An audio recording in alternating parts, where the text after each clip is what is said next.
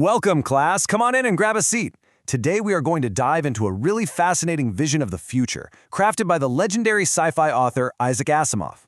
We're exploring his classic short story, The Fun They Had, to see exactly how education might change centuries from now, and more importantly, what we might lose along the way. So get comfortable and let's get started. Here is our lesson plan for today. We're starting with a trip to the 22nd century. Then we'll discover a real book, examine the dreaded mechanical teacher, learn about the old kind of school, and finally, reflect on the fun they had. All right, Section 1. Welcome to the year 2157. Let's get our digital notebooks ready. To set the stage, I want you to think about this question directly from our reading prompt. What would your life actually look like if physical, printed books and human teachers just completely vanished? Imagine a world where every single lesson you learn and every story you read is exclusively on a glowing computer screen. Take a look at this diagram right from our text. It perfectly captures Asimov's vision of education in 2057. You've got a student sitting totally isolated at a desk, learning in a virtual classroom. The instruction is driven entirely by robotic teachers, and all the reading material is moving e-text.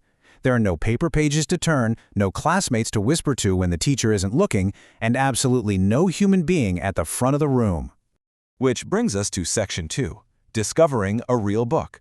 Because our story kicks off when a completely obsolete object is discovered in a dusty attic.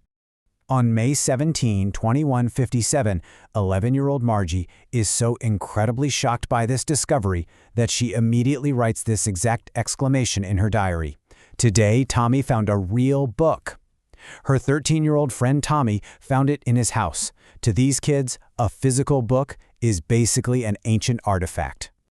Let's look at our first vocabulary word for today, crinkly, which simply means with many folds or lines. This word perfectly describes the aged, yellow pages of the centuries-old book Tommy found. It's a tactile experience they've literally never had before.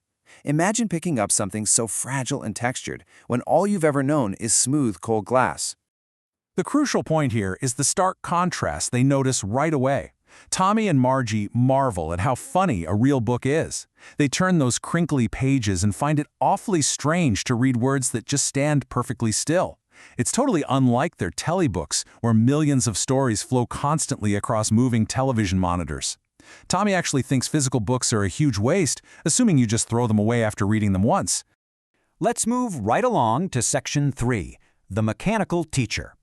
To understand why this old, static book is so fascinating to Margie, we have to look at her current educational experience.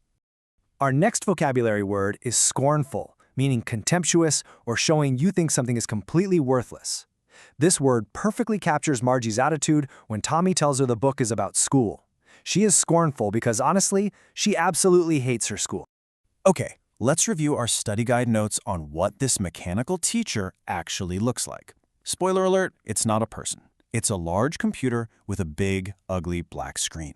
It flashes lessons, asks relentless questions, and worst of all, requires homework to be written out in a special punch code and inserted into a specific slot. It calculates her marks instantly, with cold, unfeeling precision. There is zero warmth here.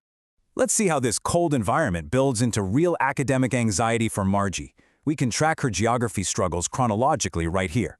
For weeks, the mechanical teacher was giving her test after test, and she was doing worse and worse. Her mother sorrowfully called the county inspector. He showed up, a round little man with a box of tools, dials, and wires, dismantled the teacher, and found the geography sector was just geared a little too quick. Within an hour, he had it put back together and adjusted to an average tenure level. But Margie was devastated. She had secretly been hoping they would take the awful machine away entirely. And that leads us to Section 4, the old kind of school. After the inspector leaves, Tommy reveals the true nature of the crinkly book. Tommy drops this knowledge loftily. That's our third vocabulary word, meaning to do something in a superior or haughty way. Tommy is totally showing off his superior grasp of history to Margie, emphasizing that these schools existed centuries ago. This visual really illustrates the core of Asimov's story. The contrast is striking, isn't it? On one side, we have the reality of 2057. Margie sitting utterly alone in her house, wearing headphones, sighing at fractions on a lit-up screen. And on the other, we have the vibrant old kind of school depicted in the book, where dozens of kids learn together, shoulder to shoulder, from a living, breathing human being. Now, Margie is incredibly skeptical at first. She repeats her mother's argument that a mechanical teacher is superior because it must be adjusted to fit the exact mind of each individual boy and girl. She wonders, how could a human man possibly be smart enough to teach? But Tommy explains the old way.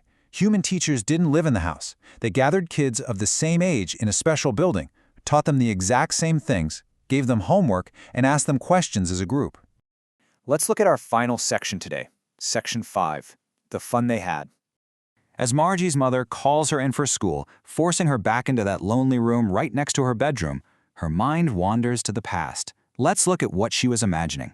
She pictured kids from the whole neighborhood, laughing and shouting in the schoolyard. She imagined them sitting together in the room, going home together at the end of the day, and most importantly, learning the same things so they could actually help one another with their homework and talk about it. Take a look at these handwritten class study notes. They make a really crucial point about what Margie is realizing here. Unlike a cold, calculating machine, a human teacher has sentiments and consideration. A human teacher can guide students based on their inclinations, their moods, and their emotional needs, something a slot on a computer screen completely lacks. And that brings us to the powerful concluding lines of Asimov's story. As the mechanical teacher flashes an arithmetic lesson about adding fractions, Margie isn't paying attention at all. She is left longing for the very classrooms that you all sit in right now. She was thinking about the fun they had. So class, I leave you with this final homework question to ponder. It's a question Asimov was asking decades ago, and honestly, it's more relevant now than ever. As we build more screens, more virtual tools, and more isolated ways of studying, what parts of the human connection and learning must we fiercely protect? Can technology ever truly replace the empathy and community of human interaction? Think about that before our next session. Class dismissed.